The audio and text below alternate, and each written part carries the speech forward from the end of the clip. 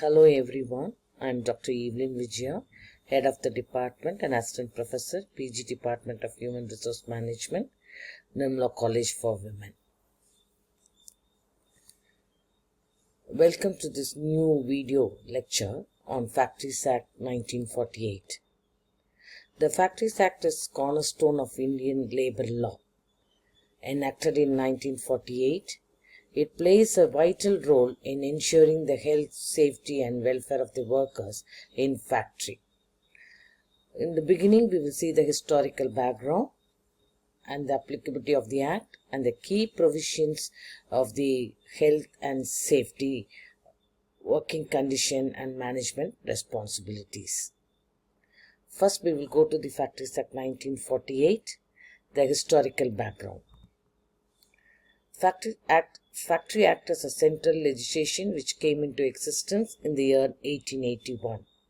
It regulates the working condition of the workers and laid down various provisions which are related to health, safety, working conditions and hazards process of the workers. The Act was amended in the year 1891 and every year in different years it was amended in 1911, 1922, 1934, 1948, 1976, 1987. Later it was extensively amended in the year 1948, and now we are focusing on the Act, the Factories Act 1948, mainly on health, safety, welfare of the workers inside the factories, working hours, minimum age to work, leave with pay extra. The Act is based on the provisions which are provided in the Factories Act of the Great Britain, passed in the year 1937. Later, the entire day-to-day activities taking place in the factories are governed by the Factories Act 1948. The Act extends to the whole of India, including Jammu and Kashmir. We know that about the Bhopal gas tragedy in 1984 has made the people aware of the pollution and the hazards of the factory. So the government has to take the necessary steps to safeguard the workers. So the Factories Act came in amendment in the Act. Factory Act is applied to all factories employing 10 persons or more when it uses the power and 20 persons when no power is used. The provision was mainly for the purpose of safety, guarding of machines, health and cleanliness, drinking water, washing, restroom facilities, lunchroom, spittoon, sitting arrangement, first aid and dispensary facilities. Since there was many changes and developments related to safety and health, the need for effective implementation of various provisions duly amended have been felt. So the ILO, International Labour Organization Convention, have also necessitated the means of amendments in the Factories Act. In the Industrial Revolution, capital became a very important factor of production and technology advances. The employment in factory rose up tremendously. The workers were largely untrained, uneducated and unorganized, and the capitalists of hard-grained nature exploited the workers and paid lower wages. Working conditions remained unhygienic.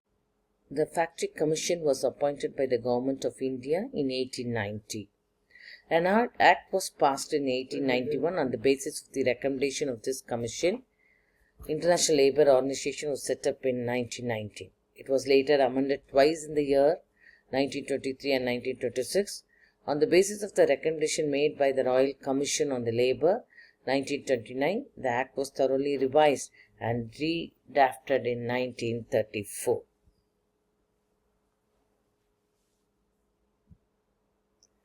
Now we will pass on to the definition of the factory. Before going into the Factories Act, we should know what is meant by factory. According to the Factories Act 1948, under section 2M, a factory means any premises including the precincts thereof. Precincts means a boundary area where 10 or more workers are working on a day of the preceding 12 months, where 20 or more workers are working on any day of preceding 12 months in any part of which manufacturing process is carried on without the aid of the power. With the aid of power means 10 workers. Without aid of the power means 20 workers. Next, we will go to the manufacturing. Manufacturing process means any process for making, altering, repairing, ornamenting, finishing, packing, oiling, washing, cleaning, breaking up, demolishing, or pumping oil, water sewage, generating, transforming power, or printing by letterpress, constructing, reconstructing, preserving or storing any article. Next, we will move on to the worker. Worker means a person employed directly or by through any agency, including a contractor, with or without the knowledge of the principal employer, whether for remuneration or not, in any manufacturing process or cleaning any part of machinery or premises used for manufacturing process, or in any other kind of work incidental or connected with the manufacturing process. Next, we will go to the occupier. Occupier of factory means the person who has ultimate control over the affairs of the factory. Now we are going to discuss the section 11 to 20 of the Factories Act 1948. Deals with the provisions relating to the health of the workers in a factory.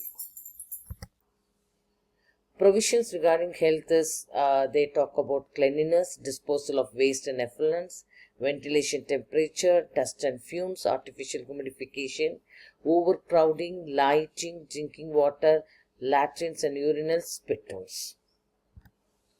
So first we will go for cleanliness as per section 11.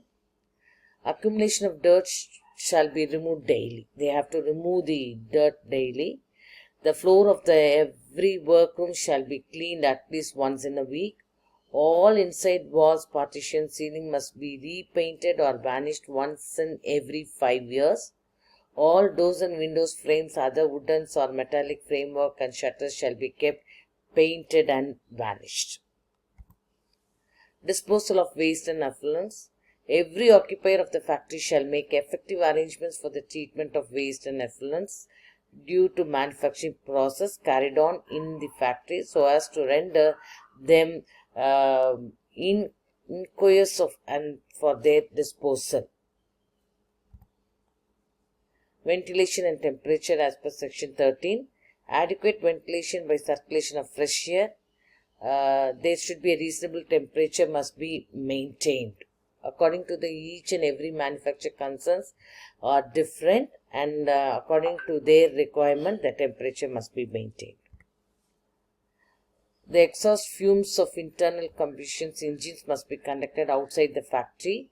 Injurious or offensive dust and fumes must be inhaled or accumulated. Artificial humidification as per section 15. In respect of all factories in which the humidity of the air is artificially increased, the state government make rules. According to the state government rules, the factory has to follow. Prescribing standards of humidification, regulating the methods used for artificially increasing humidity of the air, directing prescribed tests for determining the humidity of the air to be correctly carried out and recorded, prescribing methods to be adopted for securing adequate ventilation and cooling of the air in the workrooms. So the cooling of the air is more important, and they have to use the proper water, purifying water. In a factory in which the humidity of the air is artificially increased, the water used for the purpose shall be taken from the public supply or other source of drinking water, or shall be effectively purified before it is so used. In certain industries like cotton, textiles, cigarette, etc., high degree of humidity is required for carrying out the manufacturing process. For this purpose, humidity of the air is artificially increased. This increase or decrease in humidity adversely affects the health of the workers. So the necessary steps has to be taken by the factory. Overcrowding, section 16. The overcrowding affects the workmen not only in the discharge of the duties but also their health. The working space should be 9.9 cubic meters of space per worker in every workroom before the commencement of this Act.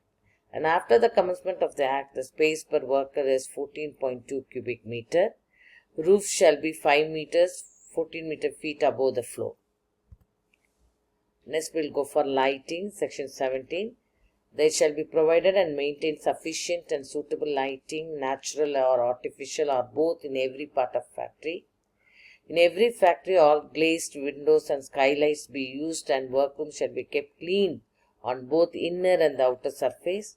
In every factory, effective provision shall, so far as practicable, may be made for the prevention of glare, either directly from the source of light or by reflection from smooth or polished surface.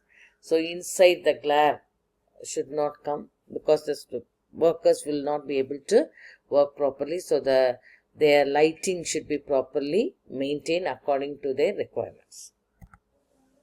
The place of drinking water shall not be suited within 6 meters of any washing place. The drinking water should be kept in a place where the hygiene should be maintained. The urinals should be kept separately. The spit notes should be kept separately. Open drain or any source of contamination should not be there. Effective arrangements shall be made to provide a sufficient supply of wholesome drinking water.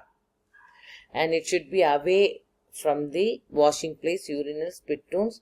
6 meters it should be away. Drinking water should be kept. Latrines and urinals, section 19. Sufficient latrine and urinal accommodation of prescribed type shall be provided and conveniently situated to make them accessible to the workers at all times while they are at the factory. And it should be clearly mentioned about the women and men. It should be adequately lighted, ventilated. Latrines and urinals must be kept in a clean and sanitary conditions. And it should be clearly eligibly written. It is a latrine and urinal thing. And the language which everybody can understand. And in that language also it should be clearly mentioned. Spit rooms, there should be a sufficient number of spit rooms in convenient place. It must be maintained in a clean and hygienic condition. No person shall split except in spit rooms. These are the provisions regarding health. The factory has to be maintained as per the Factories Law or Factories Act 1948. The occupier should maintain all these things. They have to take care of the cleanliness, disposal of waste, ventilation and temperature, dust and fumes, about the humidation, overcrowding, lighting, drinking water facilities, restroom facilities, spit rooms facilities. All these facilities should be made available for the labours as per the Factories Act 1948. So these are the measures for the health. Thank you. We will see in the next video with the safety measures.